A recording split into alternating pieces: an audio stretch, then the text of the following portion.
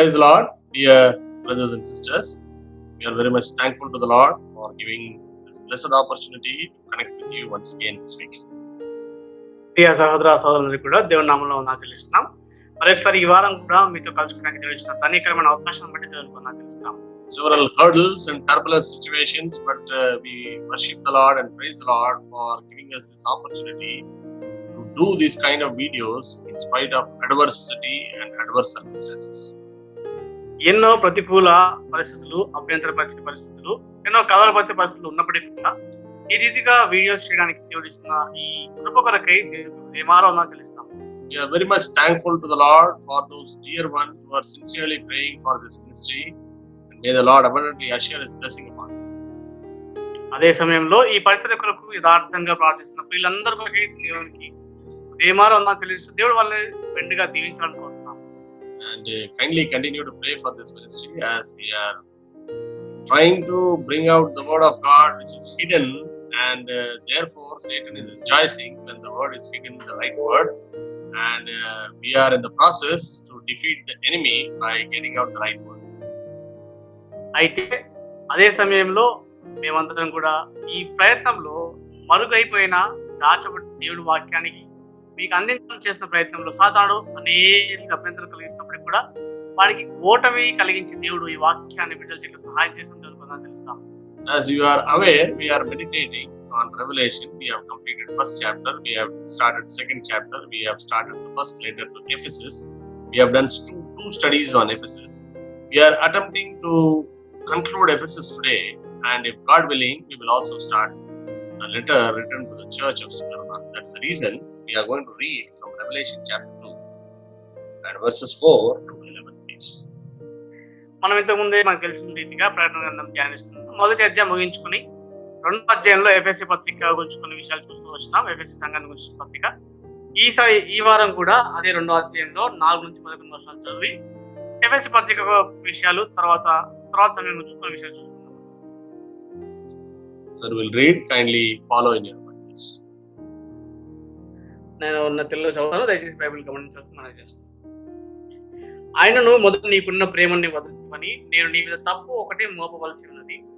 నీవు ఏ స్థితిలో నుండి పడితే అది జ్ఞాపకం చేసుకుని మారు మనస్సు పొంది ఆ మొదటి క్రియలను చేయము. అట్లు చేసి నీవు మారు మనస్సు పొందితేనే సరే, లేని ఎలా నేను నీ యొద్దకు వచ్చి నీ దీపస్తంభమును దాని చోటు నుండి తీసివేతును. అయితే ఈ ఒకటి నీలో ఉన్నది, నికాయతుల క్రియలు నీవు ద్వేషించున్నావు, నేను కూడా వీటిని ద్వేషించున్నాను. చెవి గలవాడు ఆత్మ సంఘంతో చెప్పుచున్న మాట వినుగాక. జయించు వానికి దేవుని పరదేశంలో ఉన్న జీవవృక్ష ఫలమును పూజింపలేదు. స్మరణలో ఉన్న సంఘపు దూతకి ఇలా రాయము, మొదటి వాడును కడపటి వాడునై ఉండి మృతుడై మరల బతికిన వాడు చెప్పు సంగతులు ఏమనగా, నీ శ్రమను దరిద్రతను నేను ఎరుగుదును, అయినను నీవు ధనవంతుడివి. తాము యూదులమని చెప్పుకొనుచు యూదులు కాక సాతాను సమాజపు వారి వలన నీకు దూషణ నేను ఎరుగుదును. నీవు పొందబో శ్రమలకు భయపడకు. ఇదిగో మీరు శోధింపబడినట్లు అపవాది మీలో కొంతమంది చెరలో వేయింపబోచున్నాడు. 10 దినములు శ్రమ కలుగును, మరణం వరకు నమ్మకంగా ఉండము, నేను నీకు జీవకిరీటం ఇచ్చాను. సంగములతో ఆత్మ చెప్పుచున్న మాట చెవిగల వాడు వినును కాక. జయించువాడు రెండవ మరణం వల్ల ఏ హానియో చెందును. Shall we look to the Lord for His grace and revelation? తన కృపా పరిస్థితి కొరకు మనం దేవునికి చూసుకున్నాం. Our loving, eternal, heavenly Father, మా ప్రేమగల నిత్యుడగు పరలోకపు తండ్రి, our gracious and loving God, కృపగల ప్రేమగల దేవా, thank Thee and praise Thee for making this possible, and that this study we may continue through this medium, and we thank Thee and praise Thee for all the efforts being put by all those who are working behind this. ప్రభా, మరి ఈ రీతిగా ఈ యొక్క ధ్యానాన్ని కొనసాగించినట్లు దీని వెనకాల కూడా మీరు ప్రతి ఒక్క ప్రయాసపడిన ప్రతి ఒక్క బిడ్డ కొరకై మీరు దీన్ని సాధ్యపరచడం కొరకై హృదయమార వందనాలు చెల్లిస్తున్నాం. Father, once again thank Thee and praise Thee, and we beseech Thee that Thou may give us a conducive atmosphere and bring all these equipments under the sprinkling blood of Lord Jesus Christ and ourselves both as well, and give us an open heaven so that we may look into Thy riches of Thy grace through Thy word. మమ్మల్ని ఈ పరికరాలని తండ్రి మీ హస్తాలకు అప్పచెప్తున్నారు, హస్త ప్రోక్షణ తెచ్చుకుంటున్నాం తండ్రి. సానుకూలమైన వాతావరణం దయచేసి దేవా, ఎటువంటి అభ్యంతరం లేకుండా మీ యొక్క వాక్యంలోని ఐశ్వర్యాన్ని మేము చూడటకు మాకు సహాయం చేయమని స్తుతించి ఆరాధిస్తున్నాం. Give both of us thy utterance and unction from heavenly places, because as far as I am unworthy, wretched, unprofitable servant, but Lord, being uplifted by thy grace, covered by thy mercy. Therefore, Lord, remember us in the richness of thy mercy from heavenly places. ప్రభువా తండ్రి, మరి ఇద్దరికి కూడా కావాల్సిన పరలోకం నుంచి వాక్కును అభిషేకాన్ని మీరు అనుగ్రహించండి తండ్రి. ఆ యుగతలను క్షమించి ప్రభా కృపా కనికరంలో కప్పుకుంటూ మీ సింహాసనం వస్తున్న జ్ఞాపకం చేసుకోండి. Claim thy sanctification from the altar. The flying coal may come and touch both of our lips and make us, Lord, ready, so that thy words may be uttered through this sinful mouth, and thy coal may sanctify both of us. ప్రభా మరి బలిపీఠం మీద కారణిపుతో మమ్మల్ని ఇద్దరిని కూడా పవిత్రపరిచి సిద్ధపరచండి. తద్వారా మీ యొక్క మాటలు ఈ పాపంతో నింపబడిన నోటితో ప్రభా మరి మేము పలుకుటకు మీరే మమ్మల్ని పవిత్రపరిచి సిద్ధపరచమని ప్రార్థిస్తున్నాము. Every word thou may grant us from heavenly places. ప్రతి మాట కూడా పరలోక స్థలం నుంచి మీరే అనుగ్రహించండి ప్రభా. No loss or leakage, no waste things or no unnecessary things we may utter, and we may rob thy time. ఎటువంటి నష్టము కొరత లేకుండా అనవసరమైన పలికి సమయాన్ని పాడు చేయకుండా సహాయం చేయండి. And every word may be a word of edification and self-examine. ప్రతి మాట కూడా పరిశుద్ధపరిచేదిగా స్వీయ పరీక్ష చేసుకునేలాగా ఉండటకు సహాయం చేయండి. And once again, fill both of us with thy heavenly wisdom and knowledge and grant us utterance.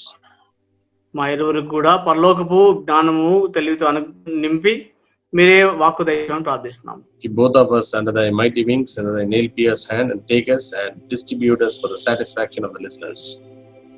ప్రభువా మీ బలమైన రెక్కల కింద ఉంచండి, మీ పాదం కింద ఉంచి మమ్మల్ని మీ చేతిలోకి తీసుకొని విరిచి మీ యొక్క బిడ్డల యొక్క తృప్తి కొరకు అనుగ్రహించుకొని ప్రార్థిస్తున్నాం. Make our time a blessing unto us. ఈ సమయము ఎంతో దీవెనకరంగా చేయండి. For this we ask in the most precious and exalted, mighty and matchless name of our Lord and loving Savior Jesus Christ.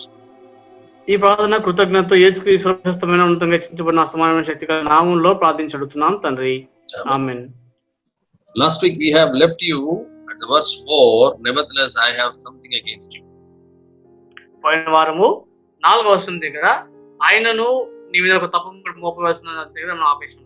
We have seen all the commending words and appreciation being written by the Lord Jesus Christ through the pen of Apostle John to the church of Ephesus.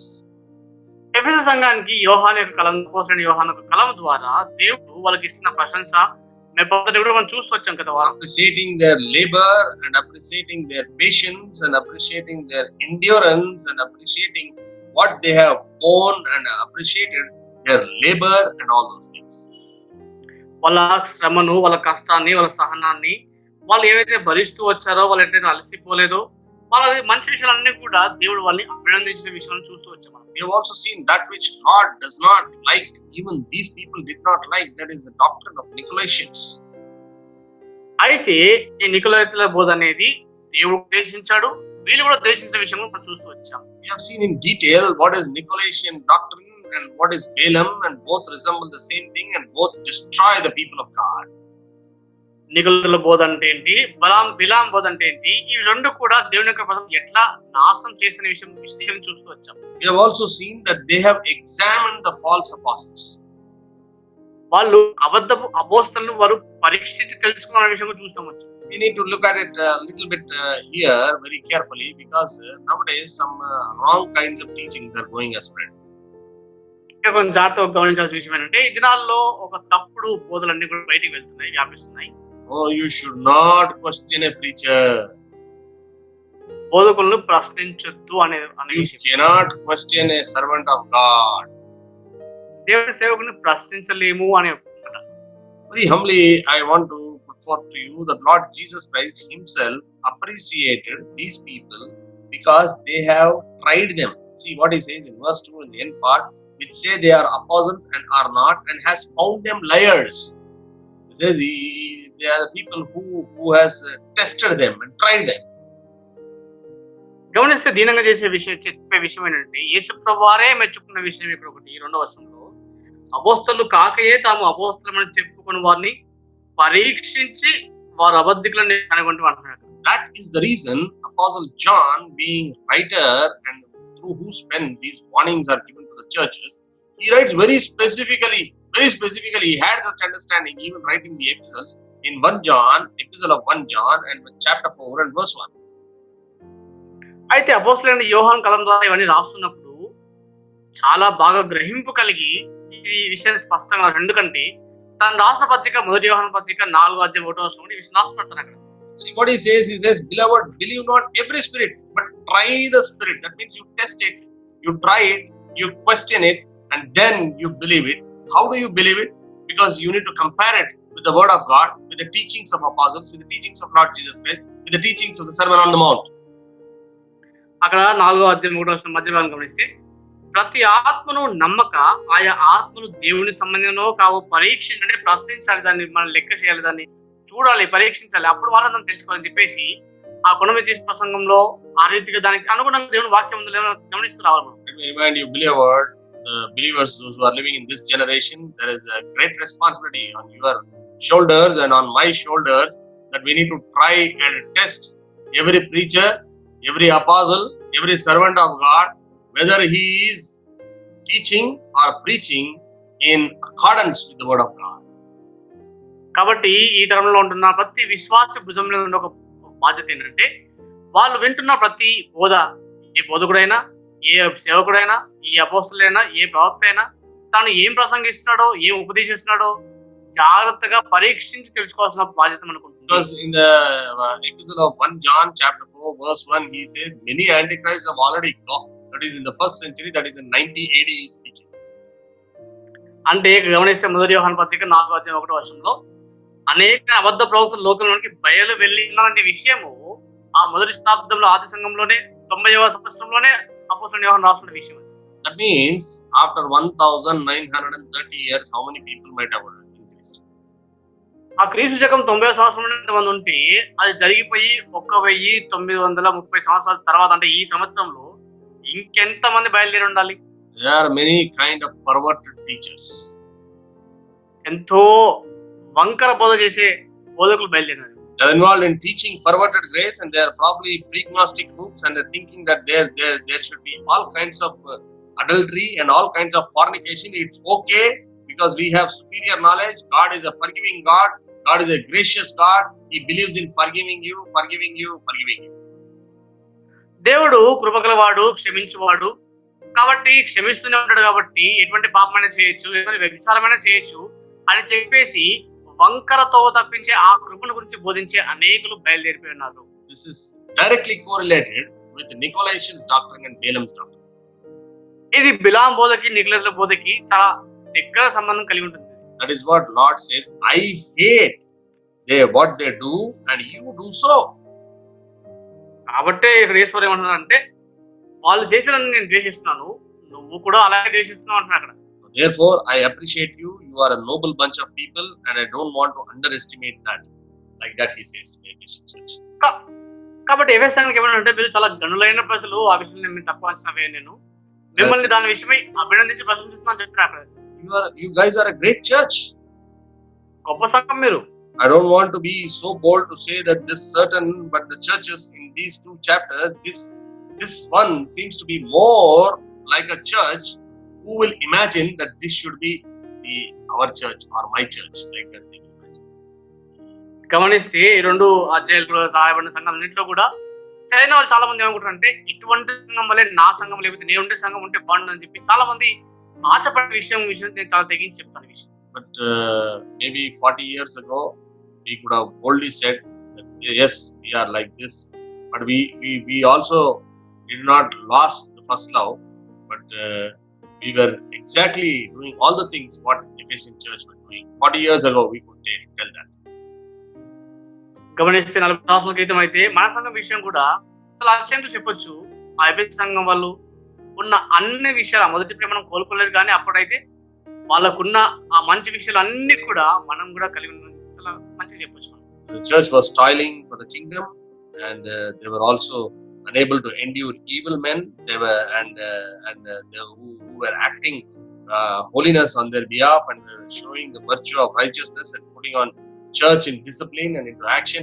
All these things were found 40 years down the line. అయితే గమనిస్తే 40 సంవత్సరాల క్రితం మన సంఘంలో కూడా రాజ్యం కొరకు ఎంతో శ్రమ పడేవాళ్ళు. దాని విషయం అలసిపోని వాళ్ళు. తర్వాత దేవుని నీతి విషయమై క్రమశిక్షణలో పెట్టేవాళ్ళు. ఇవన్నీ కూడా గొప్ప సంఘం మనం కలిగి ఉంటూ వచ్చినాయి ఇవన్నీ కూడా మనం. If a messenger comes from anywhere and if he spells out one small sentence, he would be immediately taken an appointment with him, and then people would go one after the other with the Bible. ఒక వర్తమానికుడు ఎక్కడి నుంచైనా వచ్చి ఒక వర్తమానం బోధించడంలో ఒక్క చిన్న మాట కొంచెం అటు ఇటు పలికితే సరే ఆయన నంబర్ కానీ అపాయింట్మెంట్ కానీ తీసుకొని ప్రజలందరూ వెళ్ళి బైబిల్ తీసుకెళ్ళి ఆయన కూర్చున్న వాళ్ళు. Today, this kind of situation is not found. Even if it is found, they do it to one group, the other group they do not do because they belong to that. ఈ దినాల్లో గమనించే పరిస్థితులు లేవు. ఎవరు చేరుకోలు చేసినా వీళ్ళ వాళ్ళు వస్తే వాళ్ళు అడుగుతారు, వాళ్ళ వాళ్ళు వస్తే వీళ్ళు అడుగుతారు, లేకపోతే అలా చేయరు. In spite of having all these good things, ఇవన్నీ మంచి విషయాలు అన్ని కూడా ఎఫెసు సంఘంలో. Ephesian church, when the fourth verse was read in the Ephesian church, it hit them like a thunderbolt. 4వ వచనం ఎఫెసు సంఘంలో చదివినప్పుడు ఒక గట్టి ఉరుము వలె వాళ్ళని తాకుతూ వచ్చింది. Because they said, I have somewhat against thee. నీ మీద తప్పు ఒకటి మోపవలసింది అంటున్నాడు. Probably shocked them because all those congratulations, all those appreciations, then they are blasted with this, and I doubt they ever even realized what had happened in their church. గమనిస్తే వాళ్ళు ఒక్కసారి విభ్రాంతి చెందుతుంది. ఎందుకంటే అప్పటి వరకు అన్ని మెచ్చుకున్న తర్వాత ఒక్కసారి చెప్పేసరికి వాళ్ళు ఏం జరుగుతుందో అర్థం కాని పరిస్థితికి వెళ్ళిపోతారు. They are the best church in the vicinity. చుట్టుపక్కల ప్రాంతాల్లో చాలా శ్రేష్టమైన సంఘంగా ఉండేవారు. Not the best church, yet clearly penetrating spiritual laser vision of Christ found a fatal fault that probably nobody else were able to make out in this beautiful church. అంత శ్రేష్టమైన సంఘం ఉన్నప్పటికీ కూడా చొచ్చుకుపోయే ఆ యొక్క అగ్ని జ్వాలల నేత్రాలు లోపలికి వెళ్ళిపోయి ఎవరికి కనపడిన విషయము ఆ దేవుని కళ్ళకు కనపడే దేవుడు అన్ని చూపించాడు. Their hot hearts, their labor of passion and fervor was becoming cold, and it was coming to the orthodox function. గమనిస్తే వాళ్ళ గొప్ప శ్రమ, కష్టము, ప్రేమ, రోషం అంతా కూడా చల్లారిపోతూ ఒక మొక్కుబడిగా లేకపోతే ఒక నామకార్థంగా చేసే పరిస్థితి వెళ్ళిపోతుంది. Oh, that was deadly dangerous thing for the church of Ephesus. ఎఫెసు సంఘం చాలా భయంకరమైన విషయం. Service slowly started to become mechanical. ఆ కొడుకులన్నీ కూడా యథారీతిగా మొక్కుబడిగా జరగడం ఆరంభిస్తున్నాయి. Oh, we see something in Jeremiah chapter 2. What God does not like is Jeremiah chapter 2 and verse 2. మనకు ఇర్మియా గ్రంథము 2వ అధ్యాయం 2వ వచనంలో దేవునికి నచ్చని విషయం ఒకటి కనిపిస్తుంది. So what he says is that go and cry in the ears of Jerusalem, saying, Thus saith the Lord, I remember thee, the kindness of thy youth and the love of thine espousal, when thou wentest after me in the wilderness, in a land that was not sown. నీవు వెళ్ళి యెరూషలేము నివాస చెవుల్లో ఈ సమాచారం ప్రకటింపము, యెహోవా సెలవిస్తుంది కనుక నీవు అరణ్యంలోను విత్తనములు వేదగిన దేశంలోను నన్ను వెంబడించుచు నీ యవన కాలంలో నీవు చూపిన అనురాగమును నీ వైవాహిక ప్రేమను నేను జ్ఞాపకం చేసుకుంటున్నా అంటున్నాడు. What does this conveys? This was also given to Jeremiah to go and speak to the people of Israel.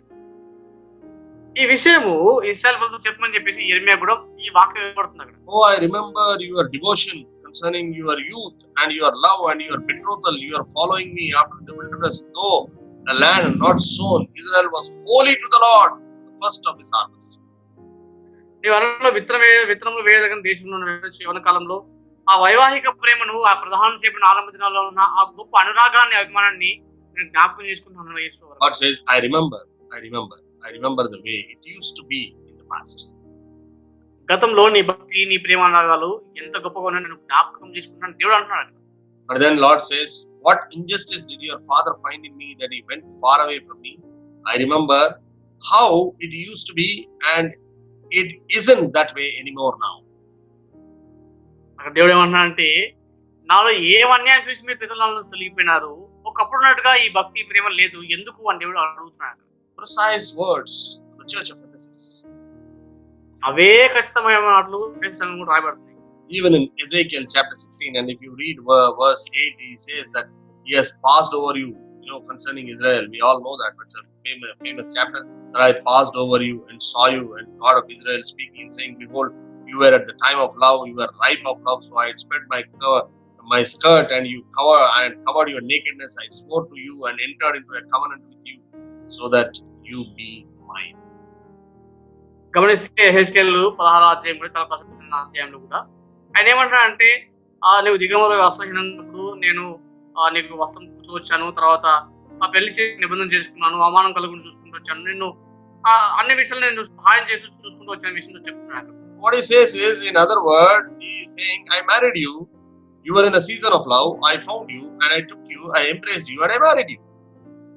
అయితే నువ్వు ఎవరు పట్టించుకోని పరిస్థితుల్లో, ప్రేమ కొరత కొన్న పరిస్థితుల్లో నేను కనుగొని వివాహం చేసుకుని నేను పోషించి నేను వస్త్రాలు కప్పి నీకు అన్ని చేస్తూ వచ్చాను. నేను I bathed you with water. I washed off your blood from you. I anointed you with oil. I clothed you with embroidered clothes. I put sandal of skin on your feet. అక్కడ నిన్ను నీ కూడా రక్తం అంతటిని కూడా నేను కడుగుతూ వచ్చాను, ఆ యొక్క నీళ్ళు ఇస్తూ వచ్చాను, తర్వాత నీకు వస్త్రాలు ధరింపజేస్తూ వచ్చాను, నీ కాళ్ళకు తుప్పులు ఇస్తూ వచ్చాను, ఇవన్నీ చేస్తూ వచ్చాను చెప్తున్నాను. I wrapped you with a fine linen, covered you with a silk, and I adorned you with ornaments and put bracelets on your hand and necklace around your neck. అక్కడ అవిసనాల బట్టని వేయించాను, విచిత్రమైన కుట్టుపల్లి చేసిన వస్త్రం ధరింపజేసినాను, ఆభరణాలతో అలంకరింపజేసినాను, చేతులు కడియలు పెట్టాను, మెడకు గొలుసు వేసాను చెప్పాను.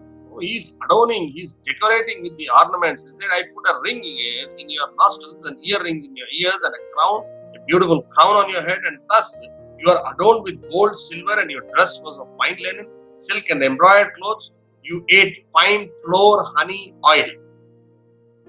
నీ చెవులకును ముక్కునకును పోగులను నీ తలకు కిరీటం పెట్టించుకుని ఇలాగ బంగారుతోనూ వెండితోనూ నేను నీకు అలంకరించి సన్నపు అవిసనారయు పట్టును విచిత్రపు పుట్టుపని గల బట్టలు ధరింపజేసి గోధుమలను తేనె నూనెను నీకు ఆహారంగా ఇయ్యగా అంటాడు.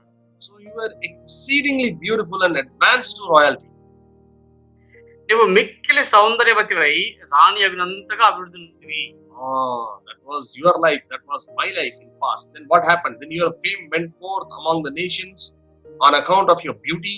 For it was perfect because of my splendor, which I bestowed upon you, declares the Lord. Listen to this. But you trusted in your beauty and played an harlot. గతంలో నీ పరిస్థితి అట్లా ఉండింది. అయితే 14:15 చూస్తే నేను అనుగ్రహించిన నా ప్రభావం చేత నీ సౌందర్యం పరిపూర్ణం కాగా అన్యజనులు దాన్ని చూసి నీ కీర్తిని ప్రశంసించు వచ్చిరి. ఇదే ప్రభువు యెహోవాకు. అయితే నీ సౌందర్యం నువ్వు ఆధారం చేసుకుని నీకు కీర్తి వచ్చినందున నువ్వు వేశ్యవై దారిన పోవు ప్రతి వాడు వ్యభిచరించు. I remember the time of your love. I remember the time of your betrothal. I remember God, like that he says to Israel. ఇశ్రాయేలుతో ఏమన్నా అంటే నన్ను ప్రేమించే సమయాన్ని జ్ఞాపకం చేసుకుంటాను, నాకు ప్రధాన సేవకుడి సమయాన్ని జ్ఞాపకం చేసుకుంటాను చెప్తున్నారు. This is exactly what he is saying. The honeymoon is ended in Israel. So the honeymoon is ended in Ephesus as well. అక్కడ ఏమన్నా అంటే వివాహ ఆరంభంలో ఉండే ఆ చక్కటి సమయము ఇశ్రాయేలుతో ఎట్లయితే ముగిసిపోయిందో అదే రీతిగా ఎఫెసు సంఘంలో కూడా దాన్ని ముగించిపోయిందని చెప్తున్నాడు. You don't love me like once you love me. ఒకప్పుడు ప్రేమించడం ప్రేమించట్లేదు నువ్వు నన్ను. The love has cooled. అది చల్లారిపోయింది. The beloved is a forerunner of spiritual apathy. కాబట్టి కూడా ఆత్మీయంగా ముందుగా పూర్తిగా నడుస్తున్న వాళ్ళకి కనిపిస్తుంది. The forerunner of indifference, and that is the greatest fear that I have for the church. అయితే ఎవరు లెక్క చేయని విధంగా పోతున్నారు సంఘానికి ఉంటే అతి భయంకరమైన భయం నాకు అదండి. That is a step, one move you through the rest of the steps you see in these churches to go into the total apostasy. గమనిస్తే ఆ ఒక్క అడుగు, ఆ ఒక్క వాళ్ళు చేసిన ఒక్క నిర్ణయం, ఆ ఒక్క పరిస్థితి వల్ల క్రమంగా పూర్తిగా నశించిపోయే స్థాయికి వెళ్ళిపోతారు సంఘం. Losing the love towards Lord will increase the love for the world. దేవుని పట్ల ఉన్న ప్రేమను కోల్పోవడం అనేది లోకం పట్ల ఉన్న ప్రేమ అది పెరుగుతూ వస్తుంది. Second step is compromise with evil, corruption, death, judgment, and doctrinal compromise. రెండోది ఆ యొక్క దుష్టత్వంతో, తీర్పుతో, తర్వాత సిద్ధాంతాలతో, బోధతో రాజీ పడడం జరుగుతుంది. Yes, how the church should be. Yes, it should be solid, morally pure. సంఘం ఎట్లా ఉన్నదంటే నైతికంగా చాలా దృఢమైన పవిత్రత కలిగి ఉండాలి. Yes, it should be zealous. రోషం కలిగి ఉండాలి సంఘం. Yes, discipline. క్రమశిక్షణ కలిగి ఉండాలి సంఘం. Yes, it should be hardworking. కష్టపడే సంఘంగా ఉండాలి. Yes, born in an incredible way out of power in the midst of the pagan idolatry with the best spiritual leadership this church was born. అన్ని జనుల మధ్య భయంకర విగ్రహాల భయంకర పాపం మధ్యలో నుంచి గొప్ప ఆత్మీయ నాయకత్వంలో ఉద్భవించిన సంఘం ఇది. To put it in other words, it was a fanatical start and now grown to cold. గమనిస్తే ఒకప్పుడు చాలా భయంకరమైన పరిస్థితి. అది ఇప్పుడైతే చాలా సంపూర్ణమైన స్థితిలోకి ఎదుగుతూ వచ్చింది సంఘం. And if you see in verse 5, command, remember therefore from whence thou art fallen, and repent, and do the first works, or else I will come unto thee quickly, and will remove thy candlestick out of the place, except thou repent. కాబట్టి 2వ అధ్యాయం 5వ వచనం ఒకసారికి ఏమంటున్నాడంటే అది ఆజ్ఞిస్తున్నాడు. నీవు ఏ స్థితిలో నుండి పడితే అది జ్ఞాపకం చేసుకొని మీరు మారు మనసు పొంది ఆ మొదటి క్రియలను చేయము. అట్లు చేసి నువ్వు మారు మనసు పొందితేనే స్థితి. లేని యెడల నేను నీ యొద్దకు వచ్చి నీ దీపస్తంభం దాని చోట నుండి తీసివేతును. Very often we do not consider these warnings carefully. తరచుగా చూస్తే ఈ హెచ్చరికలు పెద్దగా ఆలోచించాం మనం. What does he says? Remember therefore from where you have fallen. ఏమన్నాడంటే ఏ స్థితి నుండి పడితే అది జ్ఞాపకం చేసుకోవాలి. That means you have to go back and remember how were you, what were you doing, and why you are not doing that today.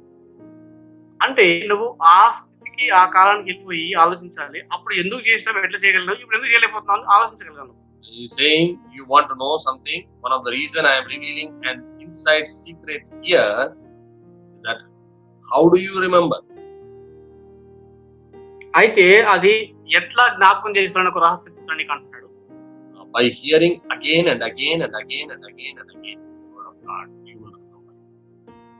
అది ఎట్లా జ్ఞాపకం వస్తుందంటే దేవుని వాక్యాన్ని పదే పదే వినడం ద్వారా అవన్నీ మనకు జ్ఞాపకం వస్తాయి పాత విషయాలు. Accelerating joy of transformation you will get when you are again and again listening to the word. Then only you will know your failure, where you have fallen. దేవుని వాక్యాన్ని పదే ఆలకించడం ద్వారా నువ్వు మార్పు చెంది రూపాంతరం చెంది నువ్వు ఎక్కడ పడిపోయావో ఆ స్థితిని తెలుసుకోగలవు. In our assemblies there will be baptisms on Sundays, and they would call all these people in front of the church and display it in front of the church. They will baptize it. They will also lay their hands on them. They will pray. They will sing, and they will make them to do it publicly in front of the church. మన సంఘాల్లో గమనిస్తే బాప్తిసం తీసుకునే దినాల్లో ఆదివారం దినం కానీ ఎప్పుడైనా ఆ తీసుకునే వాళ్ళందరినీ కూడా బహిరంగంగా పిలిచి సంఘం ముందు నిలబెట్టి వాళ్ళని ప్రశ్నించిన తర్వాత వాళ్ళందరినీ కూడా బహిరంగంగా సంఘంగా అందరి ముందు వాళ్ళకి బాప్తిసం ఇస్తూ వచ్చారు. Why? This is not a show. This is not a show business. ఏదో చూపించుకునే వ్యాపారం కాదు ఇది, పని కాదు ఇది. This is to make you to remember how you were when you were born again in the early stage. ఇదంతా ఎందుకు నీకంటే నీకు జ్ఞాపకం చేసే విషయం ఏంటంటే నువ్వు రక్షించబడిన ఆరంభ దినాల్లో ఎట్లా ఉన్నావు అనే విషయం నీకు జ్ఞాపకం రావాలని. And it needs to remind you of how it was when you were first passed out of darkness into light. ఆ యొక్క అంధకారం నుంచి వెలుగులోకి వచ్చిన ఆ ఆరంభంలో నువ్వు ఎట్లా ఉన్నావో నీకు గుర్తు చేయాలి ఇది. So now remember from where you have fallen. Go back and remember how it used to be. కాబట్టి ఎక్కడి నుంచి పడిపోయో జ్ఞాపకం చేసుకో. ఒకప్పుడు పరిస్థితి ఎట్లా ఉండిందో ఒకసారి ఆలోచించు. So often spiritual declension come from forgetting the past. చాలా అరుదుగా చాలా తరచుగా కనిపించే విషయం ఏంటంటే ఆత్మీయ పడిపోత క్షీణత అనేది గతాన్ని మర్చిపోవడం వల్ల కలిగే విషయం. But now this is a new generation at Ephesus. ఇప్పుడు ఎఫెసు సంఘంలో కొత్త తరం ఇక్కడ ఉంటుంది. Because the most of the old generation is gone and they are the new generation. చాలా మంది పాత గతించిపోయింది, అంత ఉన్న వాళ్ళందరూ కూడా కొత్త తరం. But they still had the strong tradition but not the intense love. వాళ్ళకు బలమైన ఆచార పద్ధతులు ఉన్నాయి కానీ తీవ్రమైన ప్రేమ లేదు. That's the reason the church needs to have it, and it's born to stay vital in the love of Christ. Has to be a maternity bond. The Christian church has to be always in the maternity bond. గమనిస్తే ఆ కారణం చేత క్రైస్తవ సంఘం అనేది ఎప్పుడు కూడా ఒక మాతృత్వ ప్రేమలో అది బంధించబడి ఉండాలి. Because it is in the maternity ward where there is a consistent cry of a newborn babies in Christ. అది మాతృత్వ బంధం అంటే అప్పుడే తిరిగి జన్మించిన చిన్నపిల్లల యొక్క ఆ ఏడుపులు మనకు వినిపిస్తుంటాయి. Because they continually bring us in touch with the first love. That's the reason baptisms are done in front. All these things is remaining to the church of Ephesus. అవన్నీ ఏం చేస్తాయంటే ఆ మొదటి ప్రేమలో మనం ఉంచడానికి ప్రయత్నం చేస్తుంటాయి. కాబట్టి బాప్తిస్మాలు ఈ రీతిగా మన సంఘాలు చేస్తుంటారు. ఇవన్నీ కూడా చాలా ప్రాముఖ్యమైన విషయాలు. ఇవన్నీ కూడా చాలా ప్రాముఖ్యమైన విషయాలు ఇవన్నీ. And you always want to have a large first generation believers in your church, but we don't remember that's where it started. We don't remember. Secondly, we don't repent. And because of loss of our first love, is sin, the decreasing intensity of your love towards Christ is a sin. గమనిస్తే మన సంఘంలో ఆ మొదటి తరం వారు అధిక సంఖ్యలో ఉన్నా సరే మనము జ్ఞాపకం చేసుకునే పరిస్థితిని బట్టి, మనం పశ్చాత్తాపడని పరిస్థితిని బట్టి, దేవుని పట్ల మన ప్రేమను తగ్గిపోవడం అనేది పాపం అని మనం గుర్తించని కారణాన్ని బట్టి మనం దిగజారిపోతూ వస్తాం. Lack of loving Him with all our hearts, soul, mind and strength is sin. పూర్ణ హృదయముతో, పూర్ణ మనసుతో, పూర్ణ ఆత్మతో, బలంతో ప్రేమించకపోవడమే పాపం. Therefore He says, repent, get on your knees before God and ask Him to forgive you for the weakening love. Remember, repent. Third word is repeat. కాబట్టి వాటన్నిటి కోసం మోకాళ్ళ మీద కూర్చొని పశ్చాత్తాపడి కన్నీళ్ళు దేవుని ఒప్పుకో. అప్పుడు జ్ఞాపకం చేసుకొని పశ్చాత్తాపడి తిరిగి మొదటి క్రియలు చేయమని చెప్తున్నాడు. Repeat those works. అవి తిరిగి ఆరంభించు. Do the deeds you did at first. ఆ మొదటి క్రియలు మళ్ళీ చేయి. Evidence of the loss of the first love, that's a sin. Remember how it was when you repented before the Lord. అయితే బలహీనమైపోతున్న ప్రేమను, ఆ మొదటి ప్రేమ కోల్పోవడమే పాపము. కాబట్టి పశ్చాత్తాపడమని జ్ఞాపకం చేసుకోవాలి. Repeat the things you used to do. నువ్వు చేసిన ఆ క్రియలు తిరిగి మళ్ళీ ఆరంభించు, తిరిగి కొనసాగించు. This is pretty serious. చాలా తీవ్రమైన విషయం ఇది. Or else in the same fifth verse he says one more word. Or else what? 5వ వచనంలో అదే ఇంకో మాట ఏమంటున్నాడంటే లేని యెడల అంటున్నాడు. Or else what? Or else what? Meaning he says, or else I am coming to you. Oh, you say that that will be fine. I am waiting for the second coming. No, this isn't the second coming. You are waiting for, he says. Or else I am coming to you and I'll remove your lampstand out of its place unless you repent. లేని యెడల నేను యుద్ధకు వచ్చి అంటే ఆయన రావడం అంటే ఉండదు అక్కడ, దాని ఎదురు చూస్తా అంటాం కానీ అది కాదు. అది లేని యెడల నేను నీ యుద్ధకు వచ్చి నీ దీపస్తంభం దాని చోటు నుండి తీసివేతును. I will take away your lampstand. దీపస్తంభం తీసేస్తాను. I'll come and I'll take away your lampstand, and that's what he says to Ephesus church. నేను వచ్చి దీపస్తంభం తీసేస్తాన విషయం ఎఫెసు సంఘం చెప్తున్నాడు. You are a great church, you have a great reputation, you have a great ministry. If you don't change, you are going to have nothing at all. గొప్ప సంఘమే, గొప్ప పరిచర్య, గొప్ప పేరుంది, మారకపోతే నీకున్నది ఏది ఉంచను అంటున్నాడు. You are going to have nothing and I am going to come and it's over, and unless you repent, I am going to remove the lampstand. Lampstand represents the church. మారు మనసు పొందకపోతే దీపస్తంభం తీసేస్తా అంటే సంఘాన్ని సూచిస్తుంది. దీపస్తంభం అంటే నీకు ఏమీ ఉండదు, మొత్తం తీసేస్తా. I am going to take the church right out and your church will be gone. Your church will be terminated from its place. దీపస్తంభం తీసేస్తా అంటే తొలగించేస్తాను, సంఘము ఆగిపోతుంది, ఆ స్థలం నుంచి తొలగించబడుతుందని చెప్తున్నాడు. But people with perverted grace, they will say, no, God is a gracious God.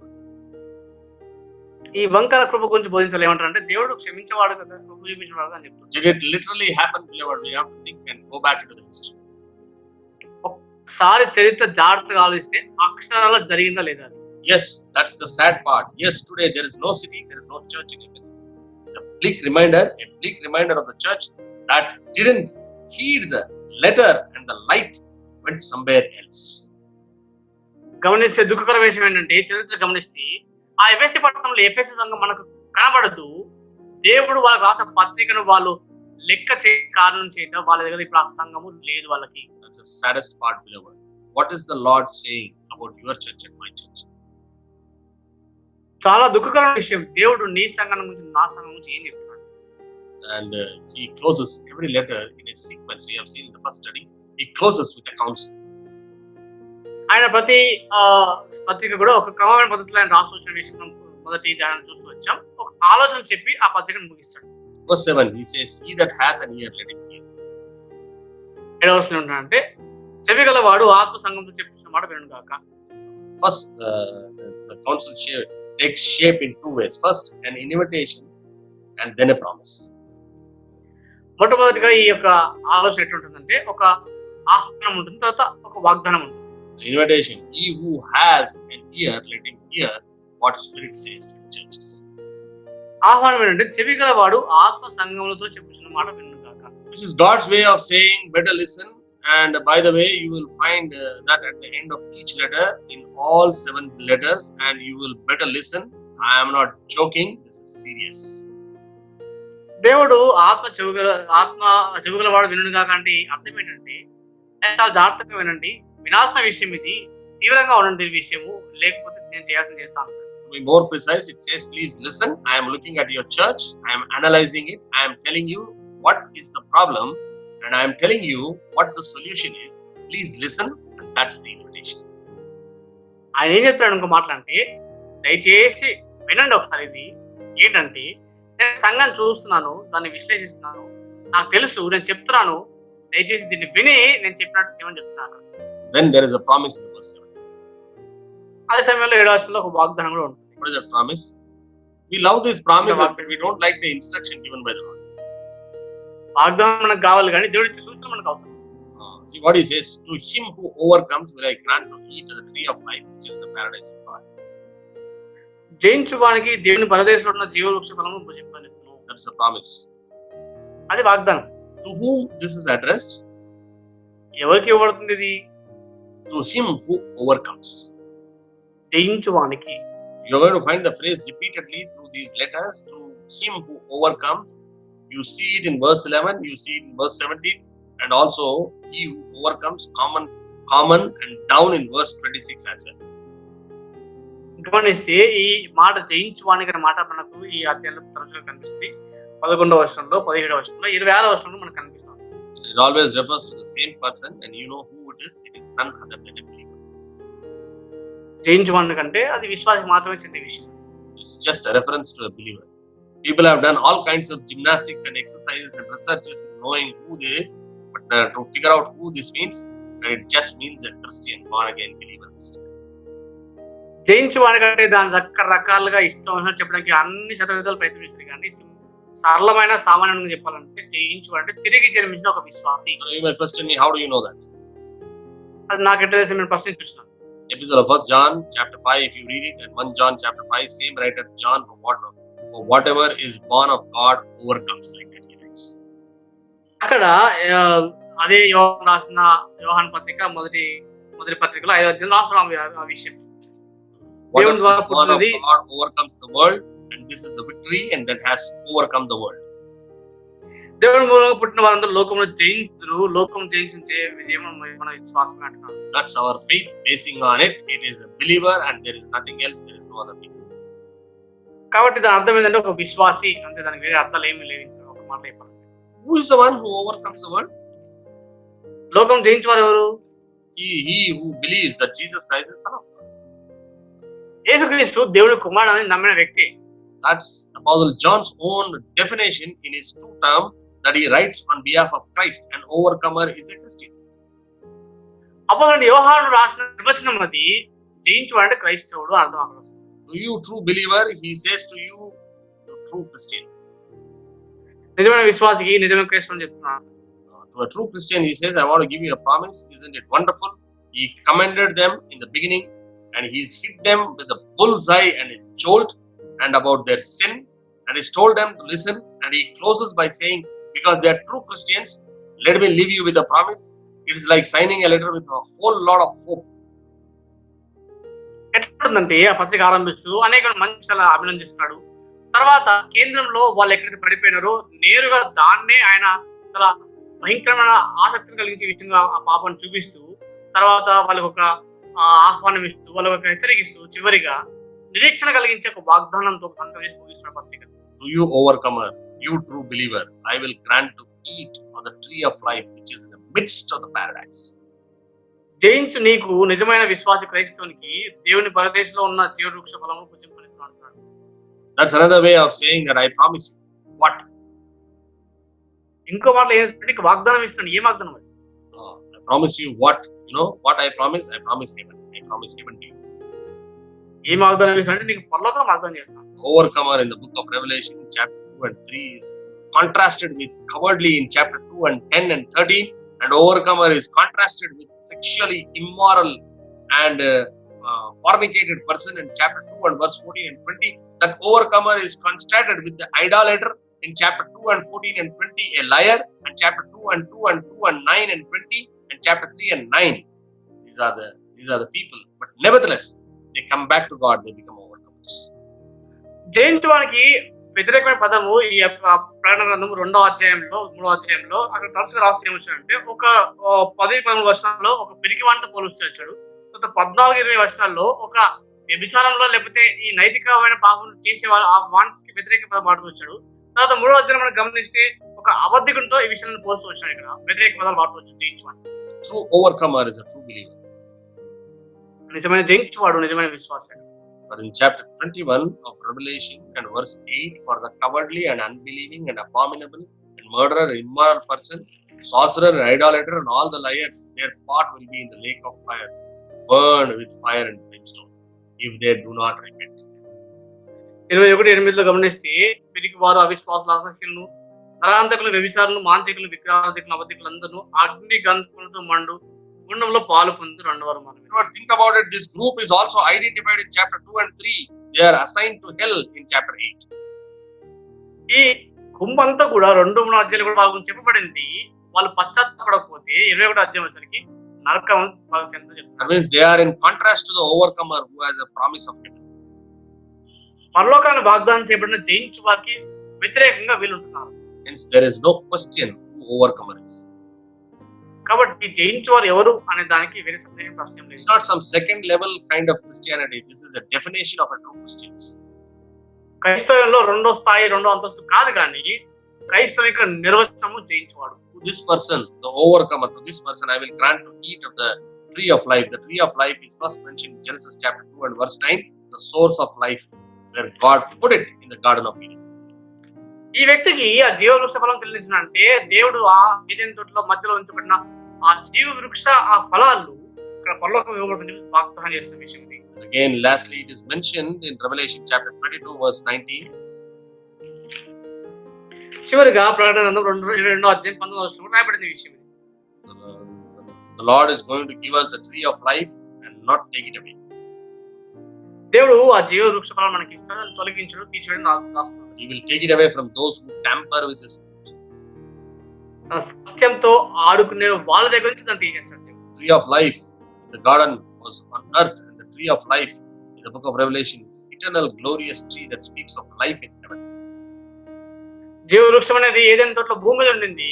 అయితే ప్రకటన గ్రంథంలో ఉన్న జీవ వృక్షము ఆ నిత్యమైన మహిమలో ఆ పరలోకం మనకు కనిపించేది. In fact, you could see in Revelation 22 verse 2 the description of the tree. It had 12 kinds of fruit, yielding fruit every month, and the leaves of the tree were for the health of the nations.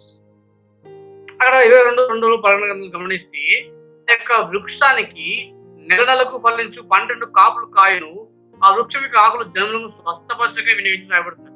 Not because we are sick, but it speaks of vigor and wholeness and prosperity and eternal health. అది ఏదో వ్యాధి కలిగిందని కాదు కానీ ఆ పరలోకంలో సంపూర్ణమైన అభివృద్ధి సంపన్నతకు ప్రశంస గుర్తిస్తుంది. The moment we read it, we will ask them, where is it now? అది చదివిన వెంటనే ఎక్కడుందో అడుగుతాను ప్రశ్న. The paradise of God which is in heaven. పరలోకంలో ఉన్న దేవుని పరదేశంలో ఉంటుంది. This is John's way, Apostle John's way of speaking about the heaven. So he ends with the promise. Now, what should we learn from this lesson? పరలోకం గురించి యోహాన్ రాసే జ్ఞానం ఎట్లా ఉంటుంది కాబట్టి ఇదంతా సైతం మనం ఏం నేర్చుకోవాలి? What do we learn from it? ఏం నేర్చుకుంటాం ఇక్కడ? Be certain that you are a true Christian and an overcomer and headed to heaven. నువ్వు నిజమైన క్రైస్తవుడివి, జయించువాడివి, పరలోకం వైపు వెళ్తున్న వ్యక్తిగా నువ్వు ఖచ్చితంగా Secondly, we need to be certain to maintain your first love and be very practical in our first love. మొదటి ప్రేమను జ్ఞాపకం చేసుకొని కలిగి ఉండడానికి క్రియాపూర్వకంగా ఆచరణలో ఉంచాలి. This is briefly what the Lord has revealed to me in Ephesus, the letter written to the Ephesus. ఎఫెసీ సంఘం రాసిన పత్రికలో క్లుప్తంగా దేవుడు నాకు బయలుపరిచిన కొన్ని విషయాలు ఇవి.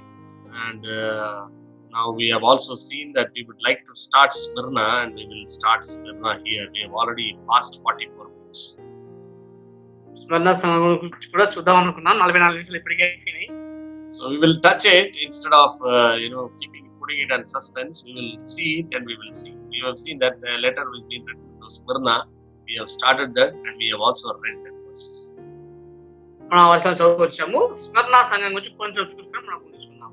I want to draw your attention to the message of second chapter of Revelation. 2వ అధ్యాయంలో ఉన్న వర్తమానం వైపు మీ గమనాన్ని మళ్ళీ church in a hostile environment. సంఘం అంతా బహు వైరంతో శత్రుత్వంతో కూడా వాతావరణం ఉంటుంది. And that is exactly what we have in the opening 3 chapters of book of Revelation. ప్రకటన గ్రంథము మొదటి 3 అధ్యాయాల్లో మనకు కనిపించే సంఘం పరిస్థితి అట్లా ఉంటుంది. We have the evidence that the church is under persecution, severe persecution in chapter 1. మొదటి అధ్యాయాలను గమనిస్తే సంఘం అనేది భయంకరమైన తీవ్రమైన హింస గుండా వెళ్తున్నట్టు మనకు కనిపిస్తుంది. Chapter 1 of Revelation, as the book unfolds, Apostle John introduces himself in verse 9. He says, I, John, your brother, a fellow partaker in tribulations and the kingdom and perseverance which are in Jesus. అక్కడ 1 అధ్యాయం 9వ వచనంలో ప్రకటన గ్రంథం ఆరంభంలోనే యోహాను తన గురించి ఏం రాసుకుంటాడంటే, యేసును బట్టి కలుగు శ్రమలోను రాజ్యంలోను సహనంలో పాలివాడైన మీ సహోదరుని ఉన్నాడు.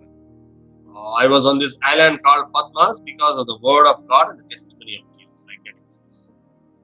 దేవుడి వాక్యం నిమిత్తమును యేసు గురించి సాక్ష్యం లేదు పద్మాసు దీవులు పరవాసం అయినాడు. The last living apostle, Apostle John, the last living apostle, the time that the final decade of the first century, Apostle John had been faithful as an apostle, as a preacher, as an evangelist, and the Lord has used him to give the leadership to the churches in complete Asia Minor, that is today's modern day Turkey. గమనిస్తే 10వ శతాబ్దంలో చివరి దశాబ్దంలో అక్కడ ఆ చివరి అపోస్తలుడుగా దేవుడు తనకి ఇచ్చిన బాధ్యతను నమ్మకంగా ఉంటూ కాపరిగా, సువార్థికుడుగా, ప్రసంగికుడుగా ఆ ఆసియా మైనర్లో ఉన్న సంఘాలన్నిటికీ ఆయన నాయకత్వం వహిస్తూ వచ్చినాడు. Despite having such faithful background, but as the revelation opens, it opens up with the exile of Apostle John. అంత నమ్మకత్వంతో కూడిన అటువంటి విషయాలు కలిగి ఉండి కూడా ఆ ప్రకటన గ్రంథం ఆరంభంలో పరవాసిగా అంటే హింసలో వెళ్తున్న వ్యక్తిగా కనిపిస్తుంది. Basically, he has been sent to an island of exile, a penal colony living on the rocks in the Mediterranean. మధ్యధరా సముద్రంలో కొండల మధ్యలో ఉన్న ఒక కాలనీ వైపు ఆ యొక్క ప్రవాసిగా వెళ్తున్నాడు. Where they were sent to crush the rocks and they did it manual labor with no hope for ever escaping from that exile. ఆ పరవాసి నుండి ఆ స్థలం నుంచి తప్పించుకునే నిరీక్షణ ఏమాత్రం లేకుండా సమస్త నిరీక్షణ కోల్పోయి ఆ రాళ్లను ఆ కొట్టే విషయంలో వాళ్ళు వాడుతూ వచ్చారు. Why is he there? Apostle John says he is there because of 2 things: the word of God and the testimony of Jesus. అక్కడ ఎందుకుంటే అపోస్తలుడు యోహాను 2 విషయాలు చెప్తారు. ఒకటి దేవుని వాక్యం కొరకు, రెండోది యేసు ప్రభువు సాక్ష్యం కొరకు. Likely, if you elaborate it, he says he was faithful to proclaim the word of God and the gospel of Lord Jesus Christ. ఒక మాట చెప్పాలంటే దేవుని వాక్యం కొరకు, యేసు యొక్క స్వార్థ ప్రకటించడం కొరకు అట్లా ఉంటుందని చెప్తున్నారు. Means that John the apostle was a product of persecution. ఒక్క మాటలో చెప్పాలంటే అపోస్తలుడైన యోహాను హింసలో నుండి ఉత్పత్తి అయిన ఒక వ్యక్తి అని చెప్పొచ్చు. He had been certainly the most important person in the churches of Asia Minor. Asia Minor సంఘాలన్నింటిలో కూడా బహు ప్రాముఖ్యత కలిగిన వ్యక్తి అయితే. There were 7 and their names are written. We have seen it and we have read about it. 7 సంఘాలు ఉన్నాయి. ఆ మాట చదివి వాటి గురించి చూస్తూ వచ్చాం మనం పోయినసారి. The first chapter and verses 11 we see that they are the 7 cities of postal route and through the ancient Asia Minor and today's modern day Turkey, and 7 churches, one in each of those cities. గమనిస్తే 1వ అధ్యాయం 11వ వచనంలో వాటి 7 పేర్లు కనిపిస్తాయి. ఆ సముద్ర తీరంలో ఉన్న ఆ ఒకే దారిలో మనకు కనిపించే 7 పట్టణాల్లో ఉన్న సంఘాలవి. మధ్యధారా సముద్రంలో ఈ కాలంలో ఆధునిక టర్కీలో ఉన్న విషయాలు ఆసియా సంఘంలో. If the great apostle was under persecution, so were the believers as well. అంత గొప్ప అపోస్తలుడే శ్రమ గుండా వెళ్తుంటే విశ్వాసులు కూడా అదే పరిస్థితిలో ఉంటారు. And so we have in chapter 2 and 3 then the letters coming from the Lord himself to the 7 churches. కాబట్టి 2వ అధ్యాయం 3వ అధ్యాయంలో పత్రికలు యేసు ప్రభువు దేవుడు తాను నుంచే వస్తున్న పత్రికలు ఉన్నాయి. Specific letters that lay out for us some things about the character of these churches. ఈ సంఘాల గురించి కొన్ని లక్షణాలు చూపిస్తూ అనేక విషయాలు మనకు కొన్ని విషయాలు బోధిస్తున్నాయి. The condition of those churches and our Lord's word to them. And the most churches received very harsh condemnation, and 2 of them do not. And in the case of 2 of them, the church at Smyrna, the church at Philadelphia, there is no rebuke for them. గమనిస్తే ఈ సంఘాల్లో కొన్ని ప్రశంసలు ఉన్నాయి, కొన్ని హెచ్చరికలు ఉన్నాయి. కొన్ని ఈ సంఘాలని చాలా కఠినమైన హెచ్చరికలు చేస్తూ వచ్చినాడు. కొన్నిటికైతే అసలు హెచ్చరికలు లేకపోతే గద్దింపులు లేవు. వాటిలో 2 సంఘాలు ఏంటంటే, ఒకటి స్మిర్నా, రెండోది Philadelphia. Those 2 churches have not succumbed to the pressures and hostility and paganism in which they were embedded. వాళ్ళు ఉంటున్న ఈ శత్రుత్వ వైరపు వాతావరణం కానీ, ఆ ఒత్తిడికి కానీ, లేకపోతే దేనికి వాళ్ళు రాజీ పడకుండా ఉంటున్న విషయం. They are lighthouse in a dark world of idolatry, paganism, and satanic philosophy. సాధారణ సిద్ధాంతాలు లేకపోతే ఈ అంధకార సంబంధమైన విగ్రహారాధనలు వీటన్నిటి మధ్యలో అంధకార లోకానికి వెలిగించే సంఘాలుగా ఉంటున్నాయి. To each of those churches, there comes a letter from the Lord Himself embedded in the whole book of Revelation. ప్రకటన గ్రంథం అంతా కూడా రాయబడిన ఆ యొక్క వాక్యం మొత్తం అనేది ఈ సంఘాలకి పత్రికలుగా వస్తున్నాయి అక్కడ. You can assume then that when John the Apostle have received the book of Revelation from the Holy Spirit, over whatever period of time it took for him to have all those visions and write it down, he then made 6 copies of them. గమనిస్తే ఆ దర్శనాలు అన్ని కూడా తను చూసి పొందుకున్న తర్వాత బయటకు వచ్చిన తర్వాత ఆయన అవన్నీ రాయడానికి 6 ప్రతులు రాయడానికి ఎంత కాలం పట్టిందో మనకు తెలియదు. And there were with him 7 representatives of those churches, or say 7 pastors from those 7 churches. చెప్పాలంటే ఆయనతో పాటు అప్పుడు బయటకు వచ్చిన తర్వాత ఆ 7 సంఘాలకి రాయబారులు లేకపోతే 7 సంఘాలకి కాపర్లు ఉన్న వ్యక్తులు తనతో ఉన్నారు. And these 7 people who were the messengers of these churches, they might have come to visit Apostle John, like that many scholars feel. చాలా మంది పండితులు ఏమంటారంటే ఈ 7 సంఘాలకు ఉన్న కాపర్లు అపోస్తలుడైన యోహాను దర్శించే కొరకు కలవడం కోసం వచ్చి ఉండొచ్చు అని చెప్తారు చాలా మంది. And why I am saying he has written 6 copies, because each one of them he has given them 1 copy to each pastor. ఎందుకు 6 ప్రతులు అని చెప్తున్నా అంటే ఒక్కొక్క కాపరికి ఒక్కొక్క ప్రతి అట్లా 6 మందికి ఇస్తూ వచ్చాడు. To each messenger he gave a full copy of book of Revelation, and of course a very special letter to his own particular church. అయితే 6 కాపర్లకు కూడా 6 ప్రతులు ఇస్తూ తన ఉంటున్న సంఘానికి కూడా ఒక ప్రత్యేకమైన ప్రతు ప్రకటన గ్రంథం సంపూర్తిగా ఇస్తూ వచ్చాడు. These pastors, when they have received those letters and the book of Revelation, they left because they were visitors. వీళ్ళు ఆ ప్రతులు పొందుకున్న తర్వాత ప్రకటన గ్రంథం అంతా కూడా రాయబడిన ప్రతులు పొందుకున్న తర్వాత వాళ్ళు దర్శించడానికి వచ్చారు కాబట్టి అక్కడ నుంచి వెళ్ళిపోయారు వాళ్ళు. We do not have a great detail about them, but they went back to Asia Minor. They began to go back to their own city, from their city where they came, and on their way to each of the churches to give each church the book of Revelation, as well as to read each church the specific letter which was sent to them. వాళ్ళ గురించి ఎక్కువ వివరాలు మనకు కనబడవు కానీ వాళ్ళు ఆ ప్రకటనలు పొందిన తర్వాత వాళ్ళు వాళ్ళ సంఘానికి వెళ్ళినప్పుడు వాళ్ళ సంఘానికి రాయబడిన పత్రికతో పాటు ఆ సంపూర్తి ప్రకటన కింద కూడా వాళ్ళు తీసుకెళ్లి దాన్ని చదువుతూ వచ్చారు. The context seems to be in this as persecution, but it seems as though one of the churches received a great amount of persecution just by reading through the 7 letters. It seems as if Smyrna was receiving the greatest amount of persecution. ఇదంతా ఎందుకు చెప్తున్నా అంటే ఈ సంఘాలకు రాయబడిన పత్రికలు తర్వాత యోహాను పరిస్థితులన్నీ కూడా అది హింసాకాండ గుండా వెళ్తున్న కాలం అని చెప్పొచ్చు. అయితే ఆ 7 సంఘాల కంటే అన్నిటిలో కూడా ఎక్కువగా హింస పొందిన సంఘము స్పిర్నా సంఘం. ఆ సంఘానికి రాయబడిన పత్రికలు కొన్ని మాటలు చూసి మనం చెప్పొచ్చు. Why is that? Well, perhaps the other 5 churches did not seem to have been significantly persecuted. Were not persecuted because to one degree or the other they yielded. In the case of Ephesus, they saw what we have seen. They left their first love. గమనిస్తే ఈ శ్రమలో హింసాకాండంలో వాళ్ళు ఒక్కొక్క స్థాయిలో అంతగా హింస ఉండొచ్చు ఉండకపోవచ్చు. వీళ్ళు ఏదో ఒక స్థాయిలో రాజీ పడిపోయి ఉండొచ్చు, లొంగిపోయి ఉండొచ్చు. ఎఫెసు సంఘం విషయానికి వస్తే వాళ్ళ మొదటి ప్రేమను కోల్పోతూ వచ్చారు. And this means they are cooling of their zeal for Christ. దేవుని పట్ల ఉన్న వాళ్ళ ఆ రోషము చల్లారిపోతూ వచ్చింది. And perhaps the cooling of the zeal for Christ mitigated against persecution. ఆ యొక్క కాండ వల్ల రోషం అనేది ప్రేమ తగ్గిపోతుంది. They, having cooled in their love to Christ, may not have seemed as much as a threat in Ephesus. వాళ్ళకు పట్ల ప్రేమ చల్లారిపోవడం అనేది వాళ్ళకు పెద్ద అపాయం కనిపించకపోవచ్చేమో. The other churches, they don't seem to be persecuted, where because churches had come to a very comfortable compromise with the world.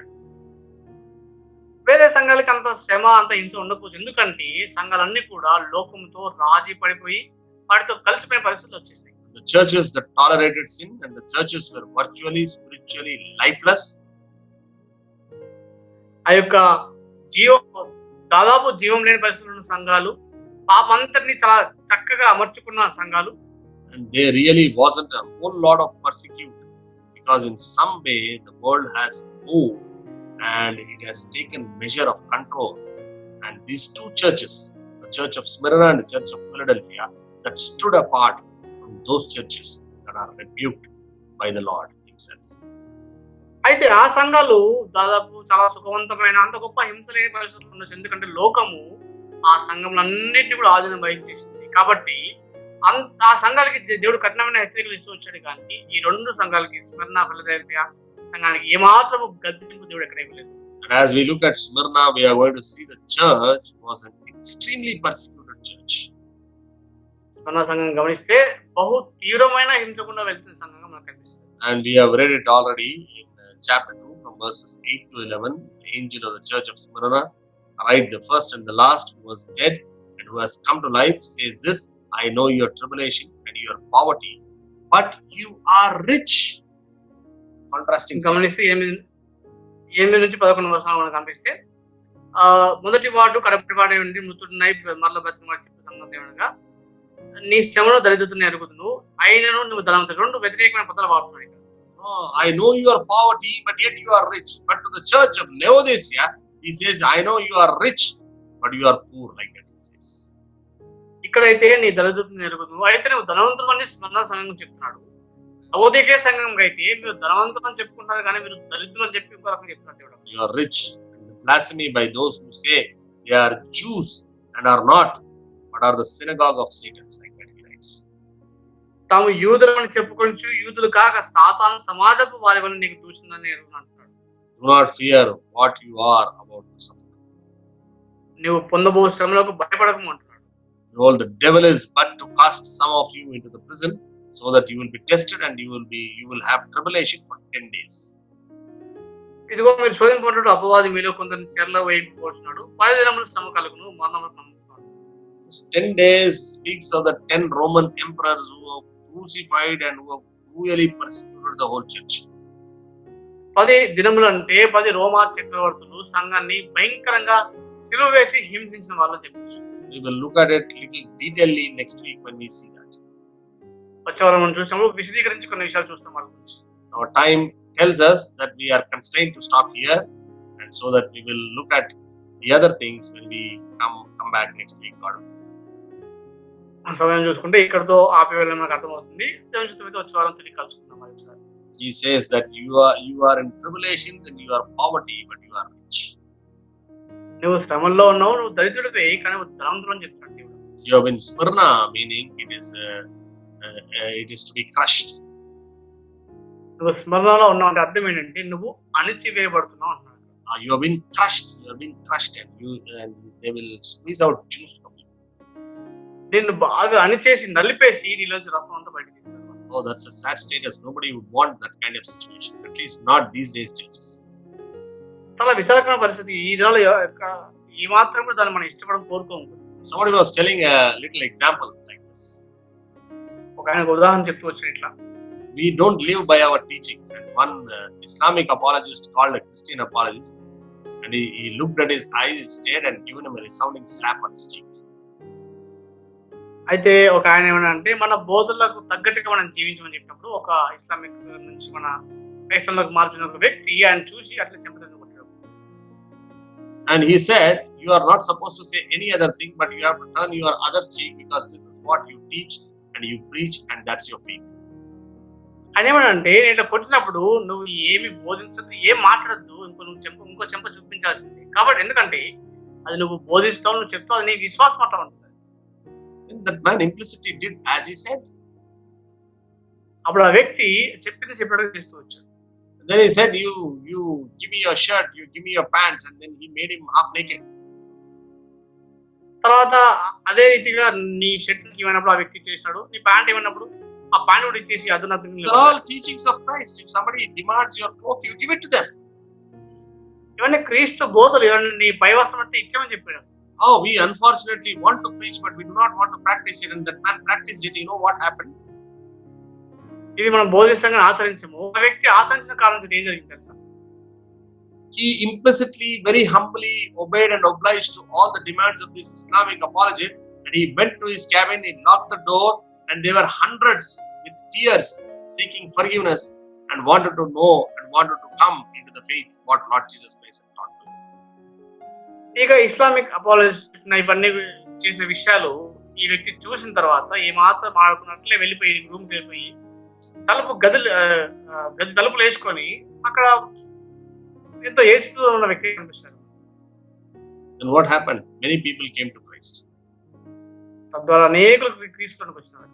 Beloved, we have lost this discernment of to be persecuted to increase in Christ.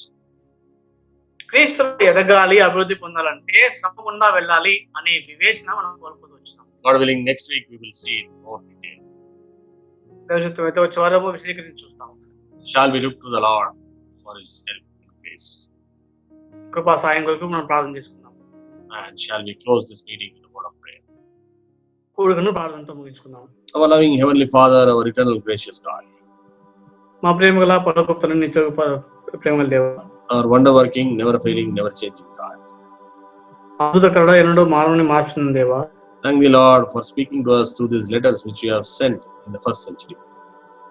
మొదటి శతాబ్దంలో మీరు పంపించిన పత్రికల ద్వారా మాతో మాట్లాడుతున్నందుకు వందనాలు ప్రభువా. Giving us the thought that you look at our church, analyze it and see where is the flaw in our church and you want to address the same thing. మా సంఘాన్ని చూసి విశ్లేషించి పరీక్షించి తెలుసుకుంటారు, ఎక్కడ లోపం ఉందని చెప్పి దాన్ని మనకు చూపిస్తారు ప్రభువా మీరు. And you are also speaking to an individual overcomer, an individual believer. అదే సమయంలో వ్యక్తిగత జయించువానికి వ్యక్తిగతంగా విశ్వాసి మీరు మాట్లాడుతున్నారు ప్రభువా. Church is not a denomination, church is not a group of people, but church are the blood washed children and are the living temple. సంఘం అంటే గుంపు కాదు, ఒక శాఖ కాదు, కానీ అక్కడ రక్తం కనబడిన ప్రజల యొక్క సముదాయం ప్రభువా. Comprising of overcoming Christian believers. జయించు క్రైస్తవ విశ్వాసాలతో కూడుకున్నది అది. Therefore, Lord, thank thee for giving us many eye openers through this session. ఈ యొక్క వర్తమానం ద్వారా అనేకమైన విషయాల ద్వారా మా యొక్క కన్నులు మీరు తెచ్చినందుకు కొంత చెల్లిస్తున్నాం. Whatsoever we are unable to communicate with our human weaknesses and our memory problem, Lord, may the blessed Holy Spirit establish into the hearts of the listeners. మానవ బలహీనతలో జ్ఞాపశక్తి లోపం వల్ల ఏదైతే మేము చెప్పలేకపోయినామో పరిశుద్ధాత్మ దేవుని వల్ల మీ ప్రియుల హృదయంలో మీరే ముద్రించమని ప్రార్థిస్తున్నాం. Give us thy abundant grace and assure it upon us to continue this study in future. తండ్రి, ఈ యొక్క ధ్యానాన్ని కొనసాగించినట్లు సమృద్ధి అయిన కృపను మీరే కుమ్మరించమని ప్రార్థిస్తున్నాం. Thy grace may be continually granted unto unworthy wretched servant as I am. అయోగ్యుని దౌర్భాగ్యం నాకు కూడా మీ కృపను ఎడతెగ దయచేయమని ప్రార్థిస్తున్నాం. As we commit these things into thy blessed hands and ask this prayer with much thanksgiving in the precious and matchless name of our Lord and Savior Jesus Christ. మీ దీనికి అసలు చెప్తూ కృతజ్ఞత యేసుక్రీస్తు ప్రశస్తమైన శక్తి గల యేసుక్రీస్తు వర్ధనమైన నామంలో ప్రార్థించుతున్నాం తండ్రి. ఆమేన్. Praise the Lord, brothers and sisters. We are very much thankful for your patronage of watching our program. Kindly continue to do so and share it with others so that it could reach many people. సహోదర సహోదరులకు దేవుని నామములో చెల్లిస్తున్నాం. ఈ videos అందరూ మీరు చూసినందుకు హృదయమారా కృతజ్ఞతలు చెల్లిస్తున్నాం.